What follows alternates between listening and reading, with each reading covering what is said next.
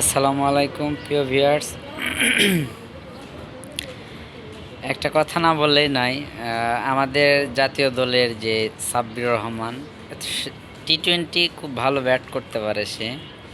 তাকে জাতীয় দলে এখন পর্যন্ত অন্তর্ভুক্ত করা হয় নাই, নেওয়া হয় নাই আর কি। তার চেয়ে আরও ভালো ভালো প্লেয়ার আছে, যেমন ইমরুল কায়েস, সাব্বির রহমান, এদেরকে দলে রাখা উচিত। লিটন দাসের চাইতে সাব্বির রহমান, ইমরুল কায়েস ভালো খেলতে পারে। টি-20 ফরম্যাটে তারা খুব ভালো। এই হচ্ছে অবস্থা। প্রত্যেকটা মানুষেরই তো ভালো মন্দ থাকবে, একটা ম্যাচ ভালো হবে, একটা ম্যাচ খারাপ হতেই পারে, কিন্তু তার জন্য যে জাতীয় দল থেকে একবারে বাদ দিতে হবে এমন কিন্তু না। সব কিছুরই তো একটা সময়সীমা, বয়স থাকে। তারপরে এগুলা অবহেলিত ক্রিকেটার যেমন ইমরুল কায়েস, সে একজন ভালো ব্যাটসম্যান।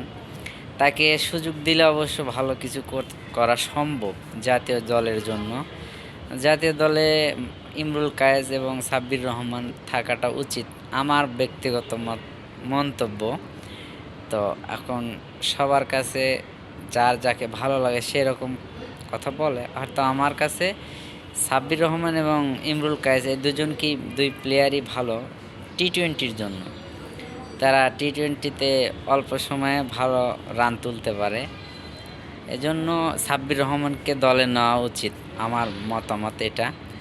কারণ কর্তৃপক্ষের যে সিদ্ধান্ত নেয় সেটাই হলো দেখার বিষয়। বিপিএল শেষে অবশ্যই তাদেরকে দলে রাখা উচিত বলে মনে করি। আর চ্যানেলটি যারা সাবস্ক্রাইব করেন নাই অবশ্যই সাবস্ক্রাইব করবেন, একটা লাইক দিবেন, আপনার মূল্যবান কমেন্টটা করবেন অবশ্যই। আসসালামু আলাইকুম, দেখা হবে অন্য কোনো ভিডিওতে।